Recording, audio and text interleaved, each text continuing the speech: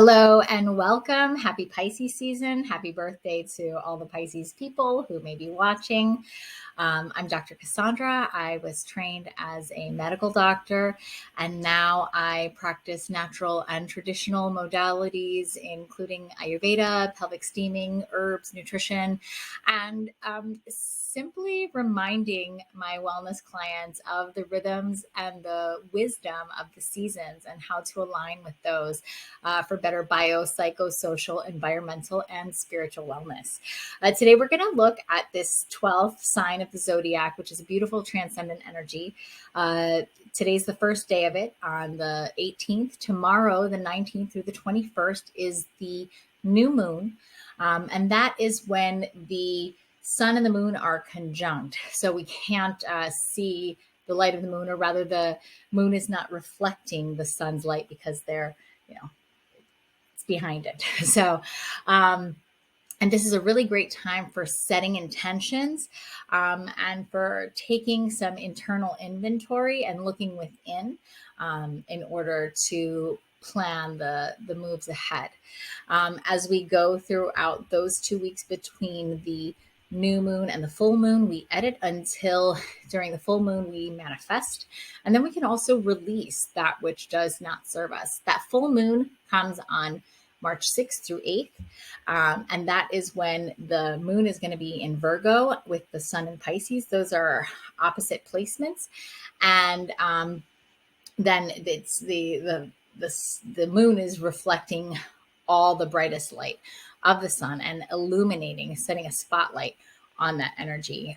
So Pisces is the spirit, and Virgo is very much the body. So this is a really ideal time to clean house, to take inventory, to look within, to look around our environment, and also to draw in that energy from the greater environment or the solar system and the greater context within which we exist.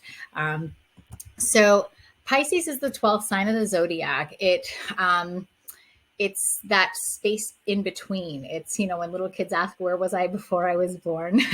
That's that space. Or where will I go after I die? This is that place that's, just disconnected from the physical plane. And so it's a very ethereal quality, or that's what it represents, is that, that space in between the body and the spirit. So the planet that rules Pisces is Neptune. And when that planet was discovered is when we started working with, the invention of photography and film and these types of arts, where you're kind of like traveling in time. You're seeing something that was recorded before, and then you're living in that moment, or I can record this now and you're going to be seeing it in the future. So that's a very Neptunian quality. Before Neptune was discovered, we have Jupiter, which rules like religion and spirituality, but whereas some of that energy can be kind of dogmatic or kind of, measured. Pisces is the spirituality that we feel within. It's not the way that we practice a religion. It is the way that we experience and feel spirituality and that connection to the divine and to each other. The polarity of Pisces, as I mentioned before, is Virgo, which is a very terrestrial sign. And that is, going to be the herbalist, the gardener, the helper. Whereas Pisces is going to be the healer, the doctor, the medicine person. And we'll also see how Pisces is related to medicines and the whole spectrum there between the sacred and the profane, from pharmaceutical drugs to recreational drugs to herbal and mineral allies, and that whole gamut of, medicinal substances. It is a feminine sign in the water element, and it is a mutable or changing sign, and it is the epitome of transcendence. Each zodiac sign rules a different part of the body. So with Aries, we start up at the head, and then it moves all the way down throughout, from top to bottom in the zodiac. And then Pisces rules the feet, which is really beautiful because number one, the feet keep us grounded, and this energy needs that grounding support. But also, the feet connect us all of us, to the earth. And so this represents that sort of interconnected quality of Pisces, where we're all touching the same ground. We're all here together. The feet are also very symbolic of this energy, in that, you look at reflexology and you see a map of the whole body. So it's like, the universe in a drop of water. It is the whole body, mapped out on the feet. And we can talk a little bit later on. We'll talk about where on the feet we want to focus right now doing reflexology in order to detoxify, because Pisces is also connected with the lymph, and that is the primary function of the lymph, is to cleanse and detoxify the body. And so there's a connection there as well. And so we're going to really focus on detoxing and on spring cleaning inside, and do and detoxing, a spring cleaning on the inside, which is very common in Ayurveda and very recommended in Ayurveda to do. Also, spring cleaning of our environment, which we do traditionally, and also how our world right now, we live in a very toxic world, and things that we can do to make sure that we protect ourselves from the toxicity of our environment. So there's two sides of the coin with every sign, and we're going to talk about some of those characteristics. Pisces energy is extremely sensitive, very intuitive. It is psychic reception, kind of whether you want it or not.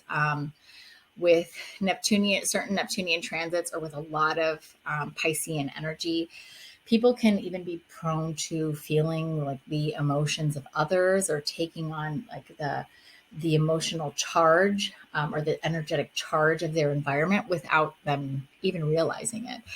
So it's very important for these sensitive people to protect themselves, and to sort of anticipate these sorts of things, so that they don't end up feeling an overwhelm that they then try to sublimate or repress with other things. Is a very passionate, inspired, idealistic, dreamy energy. It is transcendent. It is interconnected. It's emerging energy. There's a whole mythos surrounding the Piscean lover, and it's because it's that energy of two becoming one. And while Pisces rules the feet and the lymph, I definitely feel like there is something Piscean about the gaze, not the eyes. I mean, the right eye is ruled by the sun, and the left eye by the moon. And that is because those are the luminaries, and our eyes need light to function. But there's something beyond that, something spiritual that happens when we lock eyes with somebody. And you can see into someone's soul through the eyes. So the windows of the soul, that's the aspect that I feel is very Piscean about the eyes. And as we'll see later, there's something about the eyes of Pisces rising people that's, very indicative of that energy.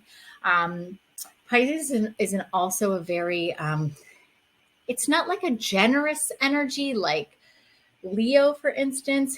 It is a giving energy, almost like a sharing, like an interconnectedness, like what's mine is yours and what's yours is mine, sort of like a boundless sort of energy, where it's it just gives freely, like it pours out of Pisces people, it pours out of them, and it's associated with devotion, and sometimes going too far into devotion, into sort of being like a sort of sublimation. It's a lot of psychic reception, and it's also the sign most associated with just like the internal spirituality, the spirituality of the spirit, not of tradition, not of religion, of the spirit itself. And then on the other side of that coin, we see things like confusion, delusion, deception, escapism. Pisces is traditionally associated with with escapism, such as drug and alcohol use, substance abuse, or even the escapism of like spiritual bypassing and that sort of energy.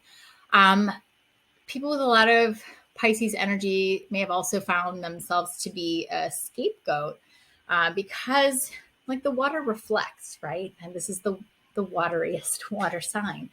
And so sometimes people see themselves and others in that, or see themselves in them. And what they don't like about themselves, they project onto them. So these people, especially in early life, could have been scapegoats.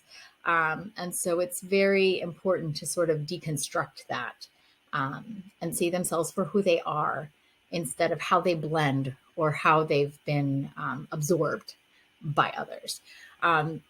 There can be blurred boundaries or a lack of boundaries, a loss of self, of identity, of disconnection, of dissociation. It could be a sacrificial energy, as we were talking before. Is the other side of the coin of that devotion. It could be sacrificial, martyrdom, victimhood. And sometimes when it isn't even necessarily there. And so it's important to look at things for where they are. Both Neptune and Pisces have a tendency of like wearing rose-colored glasses in order to see things in the best possible light. But in the effort of self-preservation and of growth, sometimes we've got to take those off and see things for how they are here on the terrestrial plane. It's also that dichotomy of the saint and sinner energy. And we'll see that in a moment when we look at celebrities with a lot of this energy. It's the whole spectrum between the sacred and the profane, right? So, and how sometimes these are very connected because there's like a lack of judgment. And sometimes judgment is a good thing and sometimes it's a bad thing. So it's the removal of judgment and existing on this, this anything goes sort of plane. All right. So let's look at some famous Pisces people because I think this is always fun. And here we see like true visionaries, right? In the Pisces sun, we see Albert Einstein, Copernicus. In the moon, we have Leonardo da Vinci. We've got people who were just like ahead of their time and seeing things that it took others light years to catch up on, right? In the sun, we also see George Harrison from the Beatles, who became Hare Krishna, and while the other Beatles sort of treated their journey to India and their moment in dabbling into Hindu spiritualism as sort of a phase, he became devoted to that, and that became his religion and a big part of his identity and part of his music and what he gave back to the world. We also see like Erykah Badu, who is also somebody just so sensitive and so artistic and also very much ahead of her time. And you can watch videos with her from almost 20 years ago and like now understand what she's talking about. Whereas everybody then was like, what? She was talking about emotion codes and things that are only now entering the popular understanding of emotions and spirituality and interconnection and these kinds of things. We also see a couple people like, Elvis, Lou Reed, Kurt Cobain, who all struggled with substance abuse and substance use. And this is something that's very associated with this energy. And it's that sort of escapist tendency. I was speaking with a dear Pisces person who I love and adore. And they were telling me that one time they were in the hospital, they were injured and it was a very painful injury. And even without them consenting to it really or asking for it, they were given morphine. And they said that after that experience, they were able to better appreciate how painful life was. They didn't realize how much they were suffering until they were in a place of non-suffering, until that pain was taken away. And this is somebody with a lot of grounded energy and was able to resist this temptation. But they told me that they spent the next 7 years thinking about opiates and thinking about morphine, thinking about heroin, and just thinking about maybe life would be less painful if they didn't have to feel this much. So my heart really goes out to Pisces people in this way, in that there is a sensitivity that most people cannot begin to understand and appreciate, and it's an energy that gets judged a lot, but it's really so transcendent, and it is so feeling, and it picks up on so much other energy, that it's really our job to be compassionate with this energy. And it's what lends them so much compassion, and it's what lends them so much idealism. If we look at, let's look at Pisces moon, because the moon is our emotional center. And so we see Dr. Martin Luther King, Ernesto Che Guevara. We see, Edgar Allan Poe. But we see the first two that I mentioned are these heroes, these revolutionaries who dedicated their lives and were martyred to the cause of liberating others. And then look at Edgar Allan Poe, and it was just like deep, emotive poetry, and an emotional depth that really also led him to a place of, sensitive vulnerability that also led to his demise. So yeah, I mean, we look at Benito Martinez Ocasio is Bad Bunny, also known as San Benito, which is kind of an ironic term he was given because his music it can be so profane and so promiscuous and provocative, but it also is deeply emoting, and it can be very poetic. And also he's kind of taken on the mantle of like the patron saint of Latinidad, representing so many people in this world, who are really, underserved and also, under acknowledged. And he doesn't do it by, he doesn't pander to an English speaking audience by singing in English. He remains very faithful to who he is and to who he's representing. And so he's taken on this saintly quality, but like the profane saint. And so he really embodies that energy. And he is both a Pisces sun and moon. And I believe he has some other planets in Pisces as well.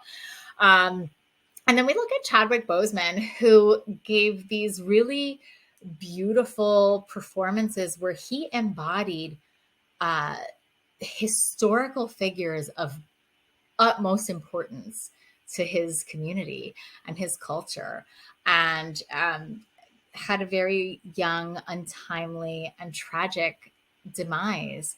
And that he will forever be remembered in these iconic roles that really, they really made they really took from the pages of history and like translated those through time, and then brought them in this medium that is ruled by Neptune, which is film, and made them real for a lot of people in younger generations. And then let's take a little look at the ascendant. And I want to point out like Billie Eilish, Notorious B.I.G., and then even the others, like Billie Eilish and Notorious B.I.G. had these like big, round, doughy eyes that are also associated with Kapha dosha energy, which we'll talk about later. And very like emotive music with a lot of like groove. And then we think about, in those same lines, Alicia Keys. While the roundness of her eyes isn't there, it's also that like deep gaze and that like deep soulful music that's very emotive. And all of the rest of these performers too, there's something about their gaze, and there's something about the way that they emote, or the way that they can put that on the surface, because the ascendant is how you look and how you present. And that transmission is there in that energy. So now let's take a little look at how we can work with this energy. Again, the new moon is coming up tomorrow, and then in 2 weeks is the full moon. So with the new moon, um, we want to really set our intentions, right? And then as the moon starts growing again, as it starts waxing, we start taking our steps toward manifesting this energy. With the culmination, that manifestation energy is then the full moon 2 weeks later. And as I mentioned, the full moon is in Virgo when the sun is in Pisces. And so this is a very grounded energy. It's very actionable, and it just, it makes a list, it checks it twice, it gets it done. So what we want to do now is set these spiritual internal intentions, and really, when they focus on health and wellness, this is the best time to work with that energy, and just to sort of set those intentions now, and then when it comes time for that full moon, release. And this is the time for detox. This is the time to purge what we don't need, and the time to release. In the spring, you've got a wet, cold, congestive energy that's associated with kapha dosha in Ayurveda.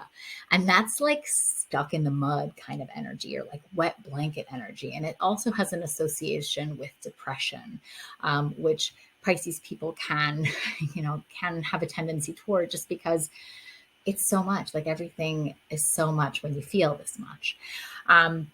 So the place that I want to work is in the home territory. I think that the place to begin is in the home territory of Pisces, and that's dream work.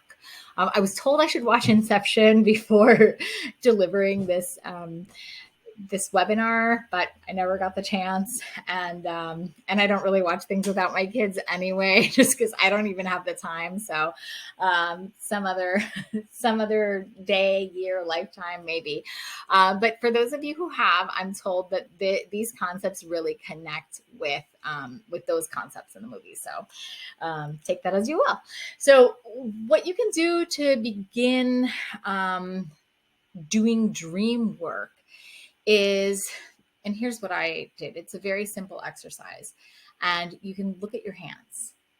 Look at your hands for about a minute, maybe even 30 seconds, a couple of times a day. Some people say for 1 minute, once an hour, or once every hour. And so this creates a habit in your mind so that you'll end up doing it in a dream. And when you do it in the dream, you realize, these aren't my waking hands. This isn't my real life. And you'll say, I'm dreaming. Sometimes you don't even have to look at your hands. Sometimes you're just anticipating this so much, and it's so deep within your subconscious that it just happens, and you go, I'm dreaming. Let's fly. Let's explore. Let's ask questions. And then you can begin to tap into those energies. And then once that happens, you can start asking questions. You can even write them down. Not necessary, but you can just ask them internally before you go to sleep. And I found this to be of great benefit to myself. I started doing this at a time where I didn't have a spiritual practice or really any connection to that. And it really put me in touch with my own sense of spirituality, which having grown up in a religious context, I never really developed my own spirituality, and dream work helped me to do that.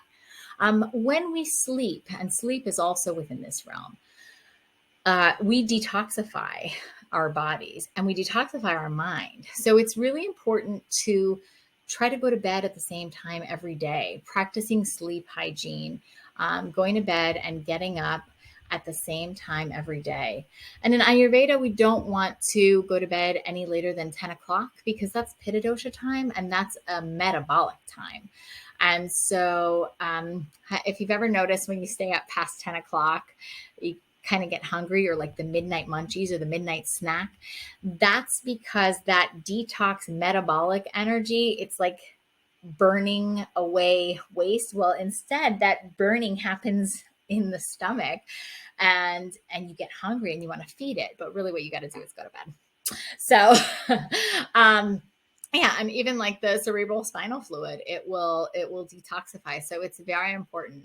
to allow your body and your mind to detoxify with sleep, preferably, earlier than 10 p.m. and getting up as close to the sunrise as possible. Because you want to, this is also like a dark time of year. The Pisces ends with the spring equinox. So it's like the last, the last mile of like this dark time before the sunlight comes back to nourish us and to nurture us. So it's like the last grueling steps of like a long, cold, hard winter. Um, it's it's also a congestive energy where we get bogged down. So we want to make sure that we, break that up with warmth. Congestion is cold and wet, and we want to make sure that we get enough sunlight as we can in order to warm that and melt it away. We also want to make sure this is a really great time, as I mentioned before, to really consecrate ourselves with our spiritual practices or deepen our spiritual practices, practice our intuition. Something I like to do with my kids is like closing our eyes and thinking of a color and having the other person guess what color, and just really learning to connect and develop our intuition together. So getting back to the feet, we want to make sure we do a lot of grounding, and grounding can be routine. And again, that's that Virgo energy with the full moon. So now is a good time to set the intentions for that grounding energy, and also to actually like stand on the earth with your bare feet. You don't want to stand inside like on an artificial, hard, cold floor with bare feet, because the feet are connected with the rest of the body, as we mentioned before, with reflexology, but also with our circulation. This is a story I love to tell. I went to medical school in Cuba, and there is a lot of, so natural and traditional medicine is a recognized specialty there. It's not like a separate thing from modern allopathic medicine. It is its own specialty. But there is also a lot of folk medicine and traditional medicine that has been practiced and observed for, forever. And so every time in Cuba that an older woman would see a younger woman in her bare feet, she would say, "Cuidado, te vas a congelar los ovarios." Be careful, you're going to freeze your ovaries. Now, as a medical student, this made no sense to me. I thought it was ridiculous. I dismissed it so many times. And then, excuse me. And then once I began studying Ayurveda, I had just had my second child, and I learned a little bit about postpartum Ayurvedic care. And I asked my TA in my master's program, what is the top advice that she had for postpartum clients. And she said, keeping their feet warm, making sure that their feet are warm and protected and covered. So, okay. Sure. So I knew that she was a wealth of information. I just started doing it. And, let's say a year and a half down the road, I was at home in my flip-flops and they broke. And I didn't have anything else that I wanted to wear around the house, any like clean indoor sandal shoes. And so I just went barefoot again, which was my custom all my life. I loved going barefoot. So as I was walking in my house with no shoes on throughout the day, I felt like a little cramping going up. Like first it was sort of in my feet and my ankles, and then it just went up my calves. And then I felt it, throughout the day in my thighs. By the time I was making dinner in the late afternoon or early evening, I felt like a heavy pain in my pelvis. It was pelvic congestion, which I realized I hadn't experienced since before I started wearing shoes at home. And then I was able to kind of quickly put it together, and I realized that the contact that my feet were making with the cold, hard floor was creating a vasoconstriction that started in my feet and it went up my legs throughout the day until it created a stasis, a congestive condition in my pelvis where that blood wasn't able to properly circulate. And then it was like I heard the voice of all the ancestors going, "Te congelaste el ovario, you froze your ovaries." And it all made sense to me. And like, even though it wasn't, a sophisticated scientific language, like I knew exactly what they meant, that I had, that by exposing my feet to cold, I had created a stasis and a congestive condition within my pelvis and my reproductive organs. And then I discovered that in pretty much every other natural and traditional medical modality, it is very important, especially for women of reproductive age, and especially after having children, to keep your feet warm. So, having said all that, I want to show you a decongestion exercise that we can use on the feet with using the place of the liver, because that's an organ that is A, subject to congestion. B is the liver holds on to a lot of not only toxins like chemical toxins, but also emotional toxins. And there, the liver can change emotions into anger and frustration and stuckness, right? The liver also corresponds with this time of year in traditional Chinese medicine, and it is also the wood time of year, which we'll get to in a moment. But for now, here's the debut of my feet on the internet. So let's see. I can do this. Here we go. So we want to start right here, right there, and we go across, and then it's kind of like a right triangle. We go across and down, across, down, and then up. And this is the small point here, across, down, and up. And you just want to like work that area there. And that's the liver area. And it's the right foot that I'm using, and the liver is on the right side of the body. So then the liver is also associated with the wood element. And I've also got like some wood therapy instruments here, like this one. I don't know if you've seen these online. This can be used on the arms, on the back of the legs. And it's really great when somebody else can do this for you. But if you don't have anybody else to do this for you, or if it's not accessible to pay somebody else to do this for you, pay a massage therapist to do this for you, these are all things that you can do on your own. So this is another one. It's really great for like big, broad gua sha of the, and moving the lymph in the, on the legs and the arms. So the limbs. And then there's this one that is, it sort of functions as a suction cup. And so once you've warmed up everything using those bigger instruments, let's see, where am I? You can then, you can use this like this here, and then moving everything like up and toward the heart, like up and in and toward the heart. And then this is another tool, a dry brush, which is also really important in Ayurveda.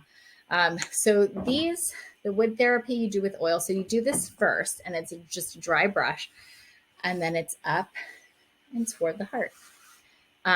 You can go around in circles at the joints, kind of like, helps to unstick that energy there. And you don't want to go too hard. You're not punishing yourself.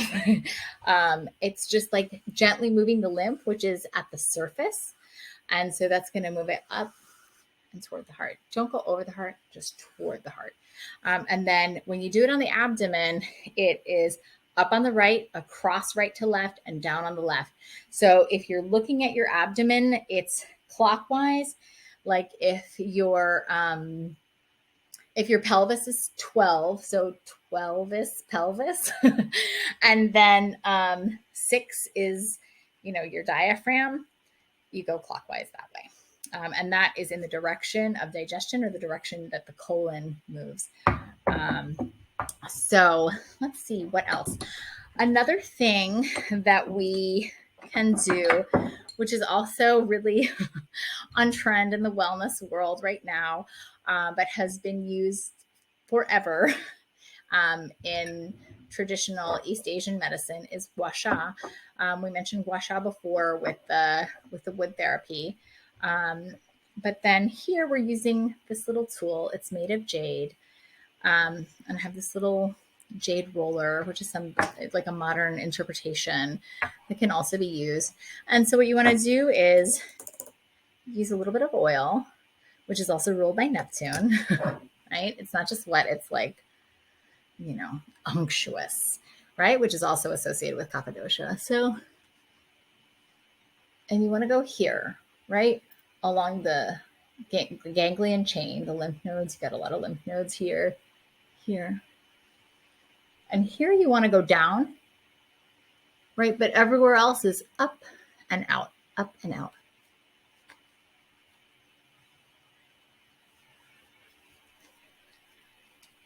Right, and not too much. And when you glide, you want to hold this still so you're not just like dragging all your skin and like creating wrinkles and pulling and tugging at your skin. So you're going to anchor it here. And anchor is a word that I love for Pisces season because instead of like being, moved around and lost at sea, you've got your anchor, right? So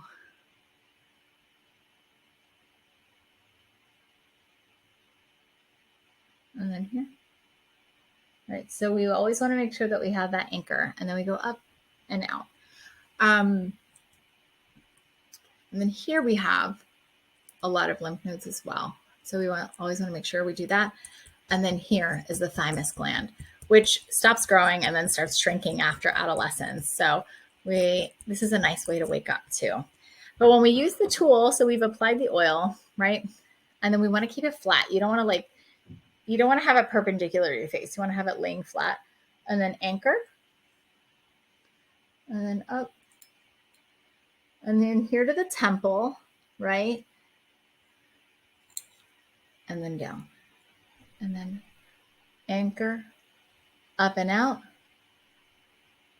A little bit there. And then down, right? And then you always want to make sure you do the other side.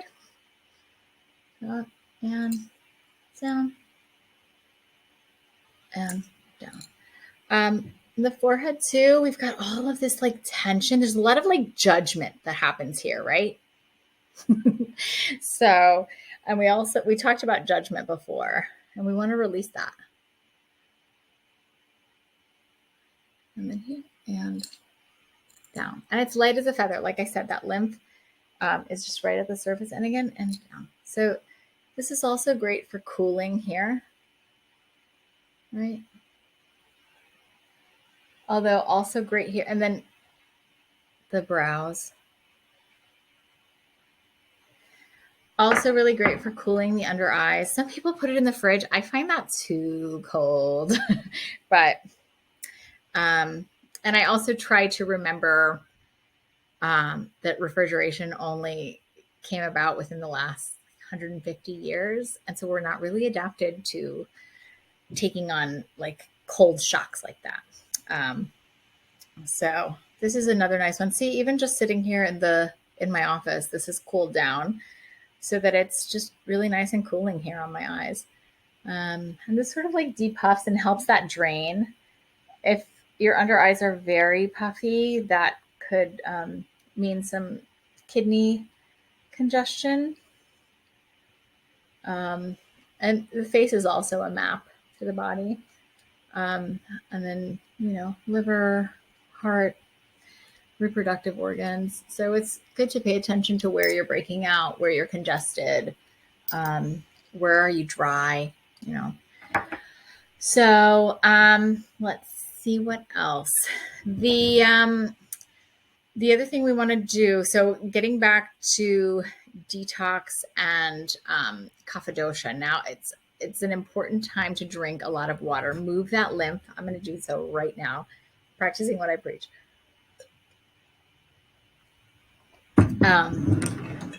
So a lot of water, a lot of warmth. So warm foods, cooked veggies, and then and those boundaries of time, eating at the same time every day, that sort of regularity, sleeping at the same time every day, trying to like honor the cycles of nature and replicating them in our daily lives. And that's very Virgoan. So that's something we want to work up to from now until 2 weeks from now when we have that full moon in Virgo. And boundaries also, like interpersonal boundaries. Those can be hard for Pisces people. And if you're new to boundaries, it might be really hard for you to, decide on them, communicate them, and honor them and stick with them. And it's probably going to be hard for the people in your life to honor those as well. And they might even get mad at you. But in the long run, this is for the health of your relationship and your own health and well-being to honor your boundaries, and to honor the boundaries of others. The other thing we want to really work on right now during Pisces season is to confront discomfort.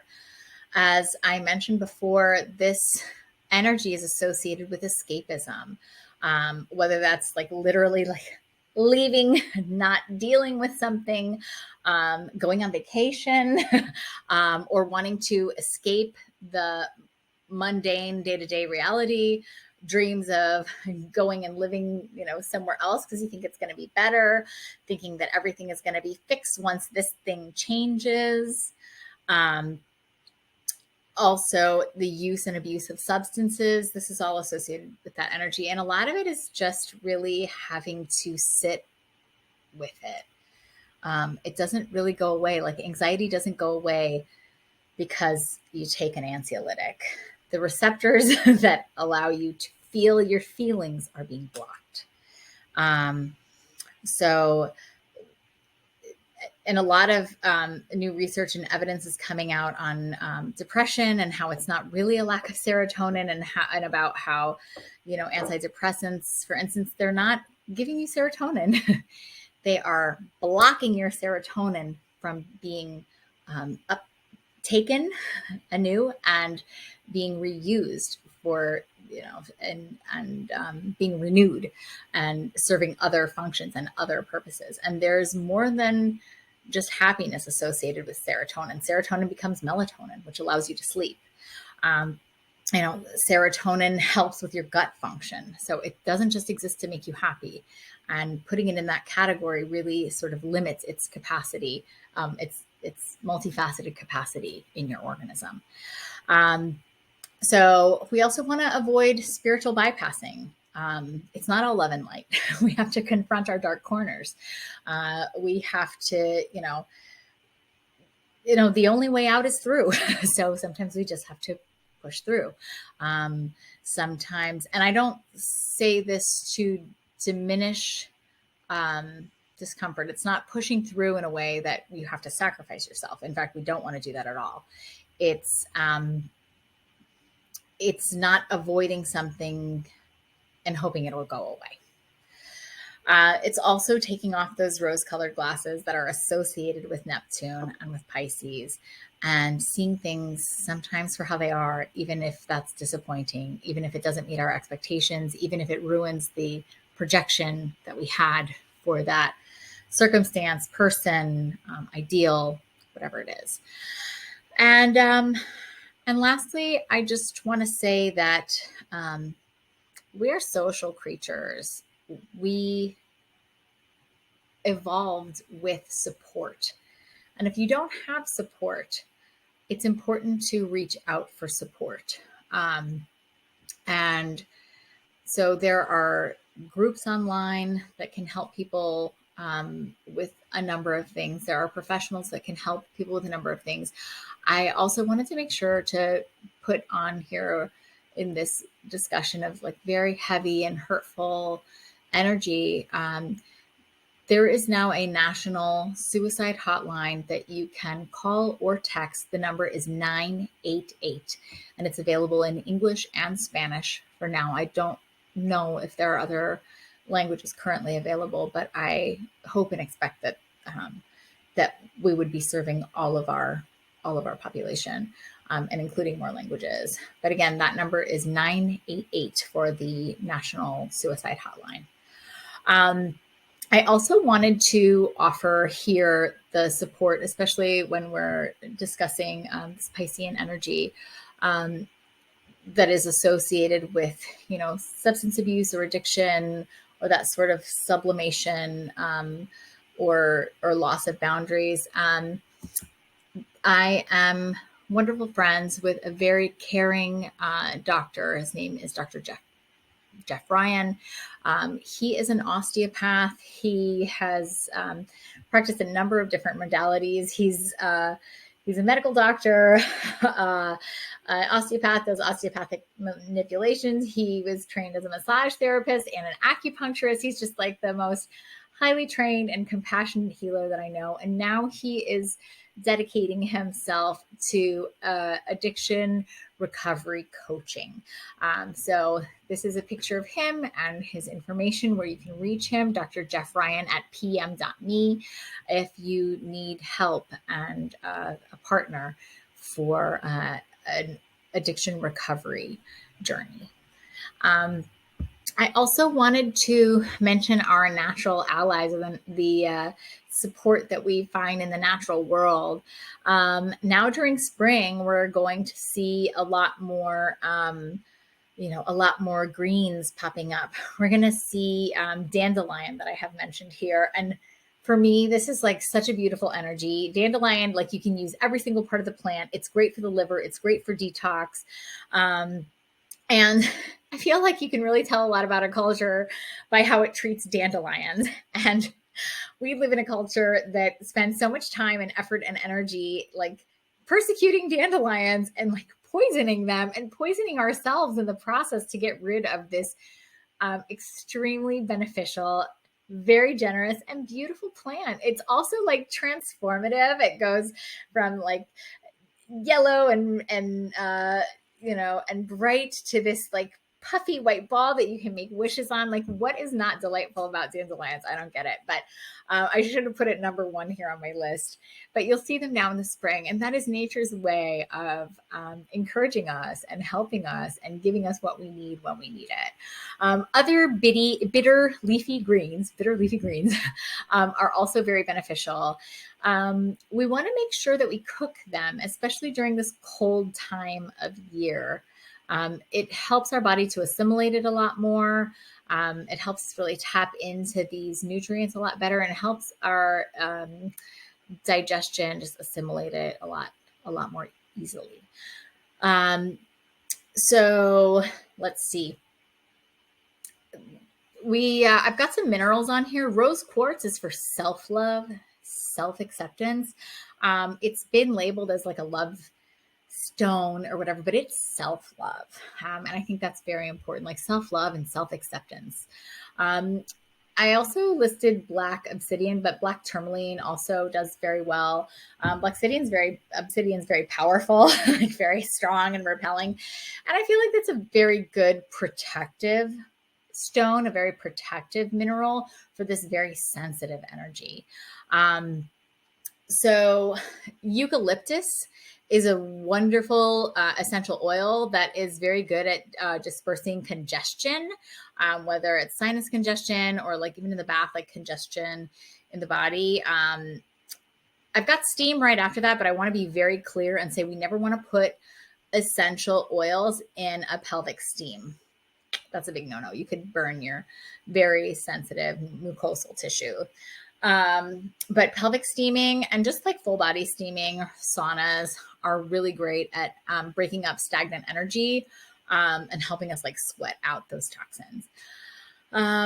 So I've also listed some traditional Ayurvedic herbs. Mangista is like top of the line as far as detoxing the lymph goes. Guggulu is wonderful at sort of like, it has a scraping action to get rid of like old stuck energy and substances. And triphala is wonderful at like helping the colon to eliminate and tonifying the colon.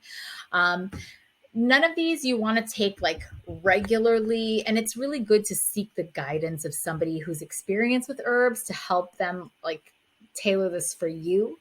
And then last but certainly not least, I want to mention kratom, because we talked about opiates earlier, because we talked about addiction and substance abuse and pain. Kratom is like above and beyond really potent painkiller. It addresses pain and a number of other symptoms marvelously, with like the only side effect is like maybe some people get sleepy. So if you're very sensitive to herbs, you might not want to drive after taking kratom, especially certain strains.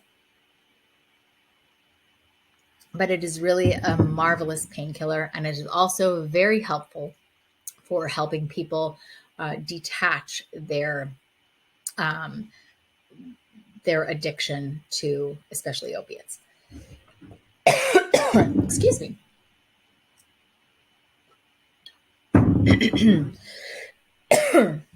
So, like I said, I never really want to just throw a bunch of terms and remedies out there just kind of randomly without creating a specific plan for someone.